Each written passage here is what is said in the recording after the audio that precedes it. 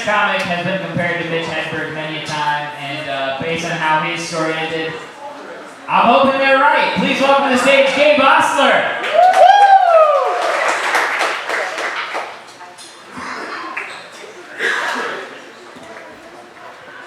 I'm going to attempt to fix the mic first. While I do this, Mitch Hedberg died.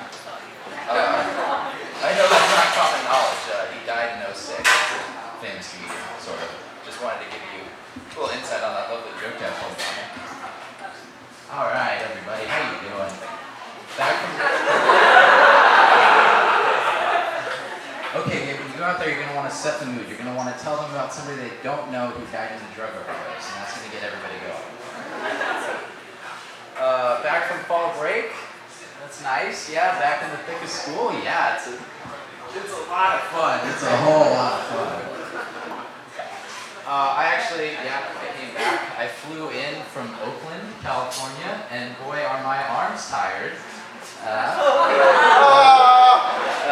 From beating the shit out of all the infants on my flights.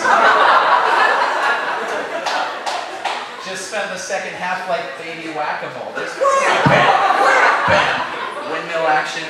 If you get them in the soft spot, they stay down.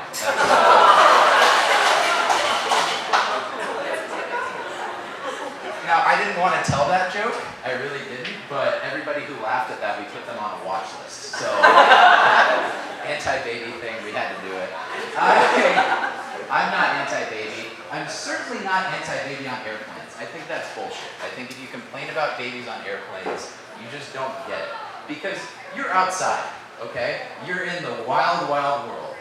It's not like you're trying to go to bed or you're waking up at 6 in the morning with a crying baby on your porch. Like, that's not your fault if that happens. Maybe it is. I don't know if you use condoms. I don't know that about you. Maybe that's your 9-month wake-up call. Maybe it was coming. I don't know. Or maybe that's how you found out that you had a relative that died, but like, in which case you don't need to be such a dick about it, Uncle Vernon and Aunt Petunia. Right here, there's like 6 people. We're all going to talk about Harry Potter later. But I mean, that's on your home turf. It's your front porch.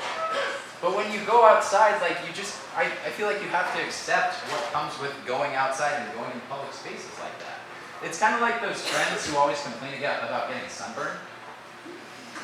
Like, who will just bitch for weeks about how bad their sunburn was. It's like, dude, the sun is a known quantity. Like, you know exactly, either stay inside and don't go to the beach or put some fucking sunscreen on. Don't tell me about how lobstery your shoulders are, or how you had to sit through the whole 6-hour flight listening to this crying baby. Put in your headphones. Be an adult about it. Headphones and sunscreen are the same thing, basically. They protect you from the cancer that's going on all around you. It just doesn't affect you. It just bounces right off. You're like, this is good. But I was thinking about all of this when I was flying out of an airport. I did actually fly out of Oakland. And as I was walking through the terminal, I saw this room. It was like a little chamber. The booth, like kind of like windowless, like a trailer fell off. I'm like, wow, indoors the boxcar children are doing really well.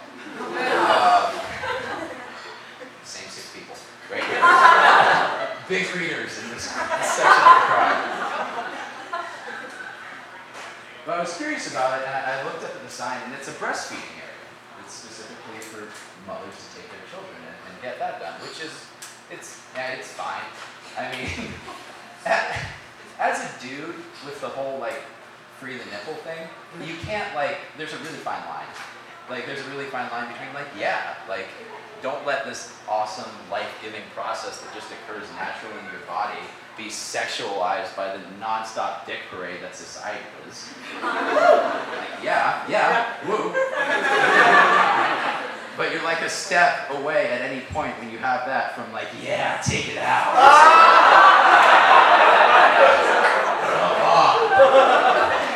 You're almost that kid from elementary school who was like, we're all boys. Come on, just pull it out in the locker room. It's fine.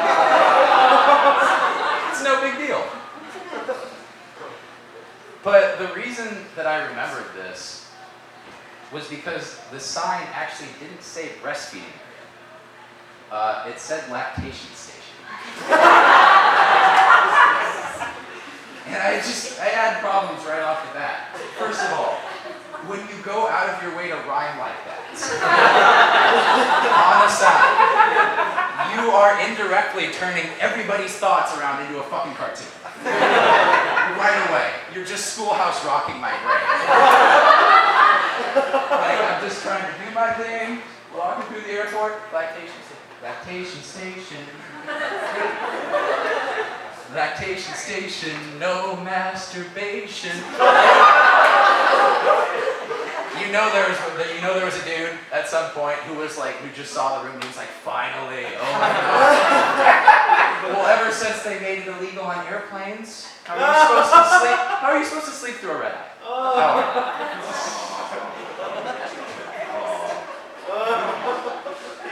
I'm going to be disappointed about the natural effect that an orgasm has on the male body. Aww. You're fun. So that's a problem. And then also just lactation, like, yes, that's what's happening, but that's not what's actually happening. You know, like lactation is just the biological process that's going on all the time. You're breastfeeding. Like, just say it, you know? It's not weird that I'm passionate about this. You're breastfeeding. Just have the balls to say it. It's like, do you know there's a difference between a grocery store and my kitchen? Like, there's food in both places, but it's only being prepared and providing nourishment in one of them. That's why we have different names for both of them. It's not that hard to figure out. And I guess it just bothered me because, again, going back to the dick parade thing, I just imagine these, like, airport bureaucrats who are just like, God damn it, Tim, if I see another titty in this airport, I'm gonna lose it. I'm gonna